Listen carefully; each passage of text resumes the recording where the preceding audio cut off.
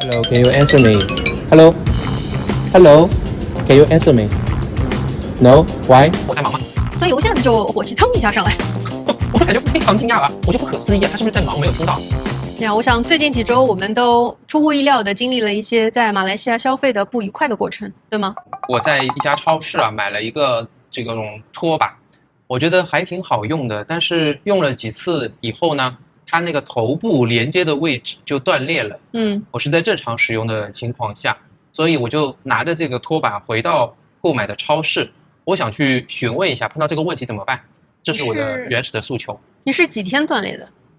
我大概用了2周吧，可能第3、第4次的时候，他是我接触的唯一可接触的销售方，所以我觉得他要对这个过程向我负责嘛。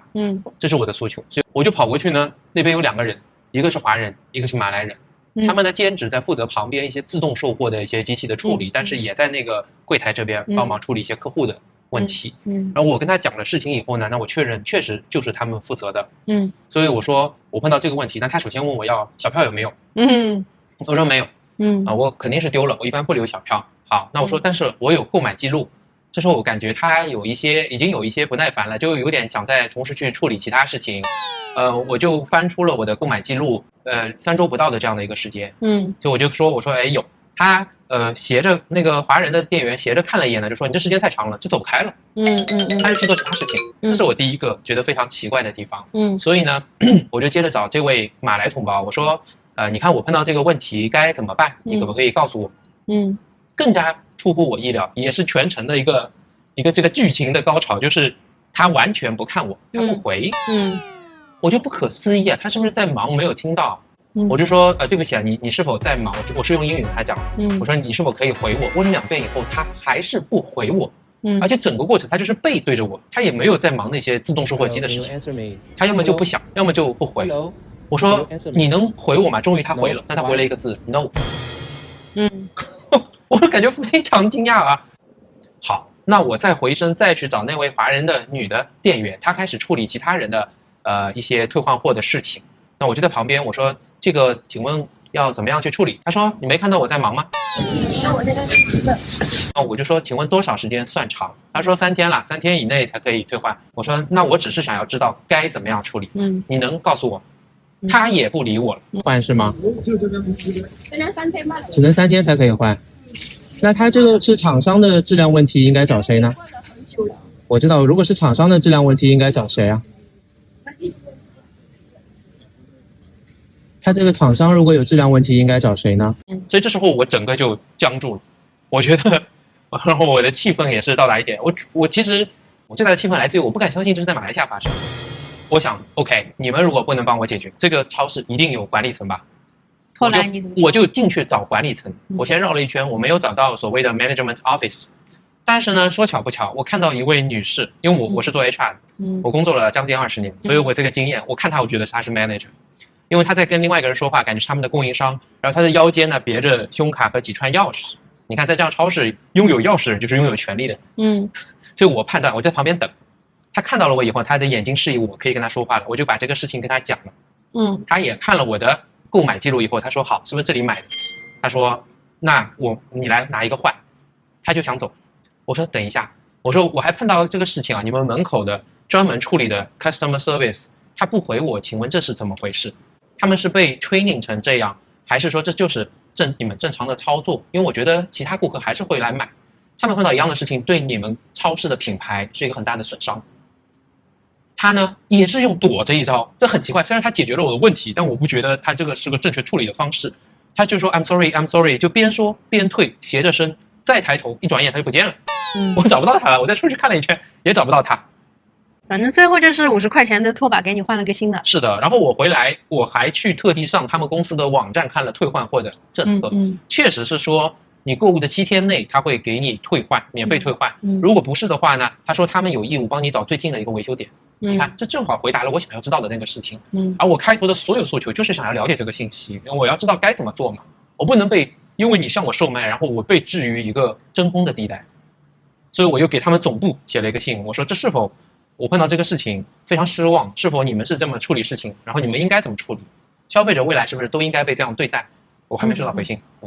哎，但是如果根据他的解释来说的话，你使用3周的话，也不属于他要给你退换了。其实这个经理给你退换已经是一个额外的对你的一个，是他超越了我的需求，但他整个但是我如果没有找到他呢？还有就是他没有回答我的问题，就是下一次有人再到这个超市，还是会碰到一样的问题。我觉得他们的处理从经理到员工都是有瑕疵的，有蛮大的瑕疵。为什么我想刚接触我这么和颜悦色的情况下，好好说的情况下，他们会马上就走了？他们是否碰到过这样的事情，或者他从我的容貌判定我就是恶意的来退换货的？他会不会有这个先下这个结论？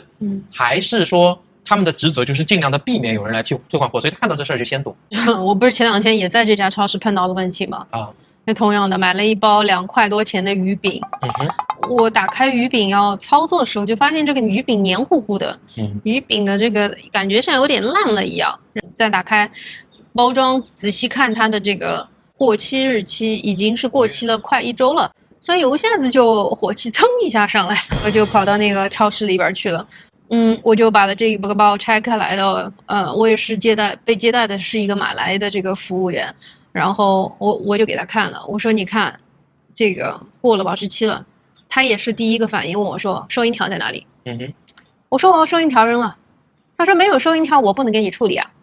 我说没有收银条的话，我有信用卡的这个交易记录，你拿着这样上面的这样一个追踪号码，你完全可以看到我那天买了什么。我说谁主张谁举证嘛？你要主张我不是在这里买的，你来举证。最后他没说什么。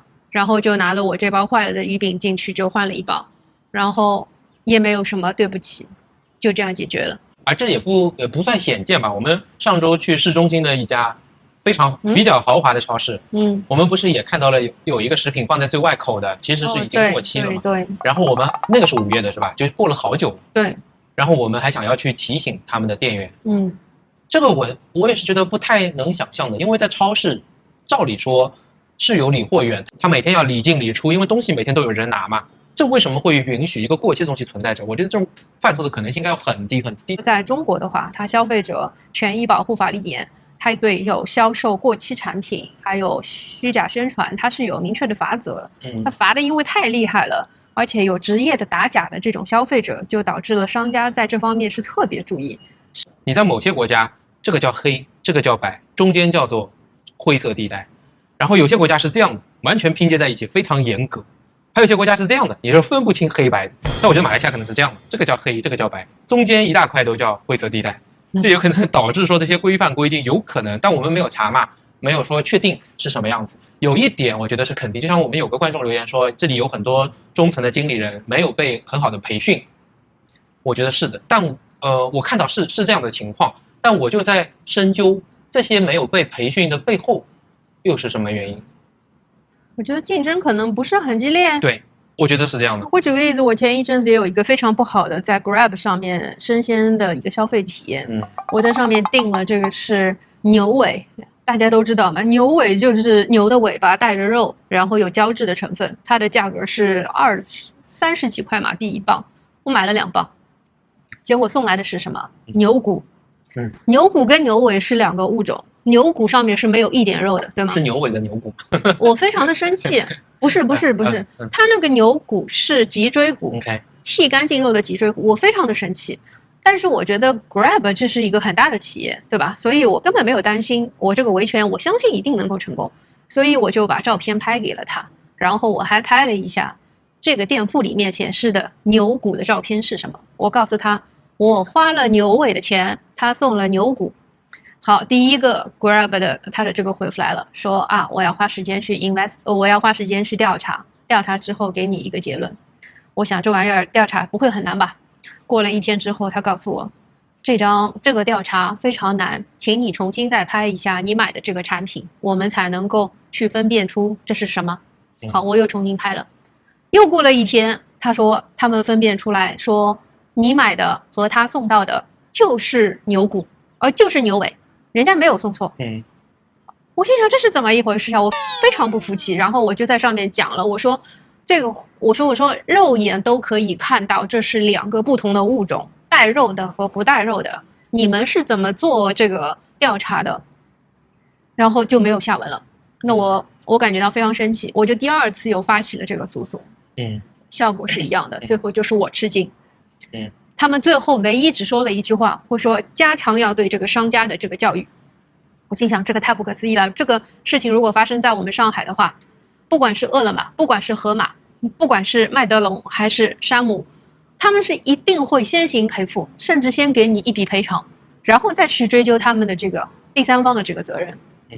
因为竞争太激烈了，你要是对客户不好的话，客户就立刻转投其他人家了。这里不是。我觉得背后其实我认为也是竞争，就是以消费者为中心，不是挂在嘴上的。其实我觉得挺可惜的一点，因为就是马来西亚，它大部分我们至少接触到的人，他们都是很诚信的，所以像类似于中国职业打假者的这样的一个所谓的刁民消费者，未必会有那么多。其实商家可以去信任消费者来找你们投诉，一定是有很真实的原因的。他为什么对我们消费者怀有这么大的一个敌意和不信任？这个是我没有想到的。他会不会还有可能就是他们的那些管理层跟下面人之间的授权会出一些问题？他们不被赋予很高的权限，他只能做他熟悉的机械化、自动化的这些事情之内。例外，例如像这个客户服务这样的事情就不被赋予权限处理，或者说出得多，他的奖惩措施错了，有可能他处理的越多，对他的绩效是一种损害，而不是增加。就是他的在管理的水平上面，我不清楚，但我就在猜有没有让他们形成一个好的循环，正向的循环。所以你看那种家族式的，像我说那些家具店，它就可以做到提供比较好的服务。但我们可以在制度上这样去想，竞争不激烈跟政府的管理和立法是有关系。你比方说啊，我举个例子，它是否鼓励更多的外企进入？它是否让更小型的创业公司起来，去挑战那些大公司的垄断地位，相对的这种垄断地位，让他们产生那种饥饿感和一种危机感？有了的话，他们自然会改进，他们还会向好的去学呢。我觉得还有一个原因啊，可能这就是法律上的一个原因，就是你的零售的这个，比如说一个大卖场，这个超市跟它的供货商之间的合同，它不会像我们上海签的那么不平等。对，所以它的权利是非常平衡的。对，所以也不可能说是我一个超市经营者，我先行赔付，因为我永远可以从我的供应商这边，他的押金也好，对，货款也好，我直接从这里面给你去抵消。他不够有话语权。对的，而且也许他就是他的法律也许也不允许，这是一个公平竞争下的一个。我是觉得竞争上一定出了问题，培训上也确实表面上是出了问题，背后一定有文化的因素，一定有政府的管理的这个因素在，这个我是比较确认。那回头再看看吧，这里有没有沃尔玛这样的会员制商场，我们去看一看。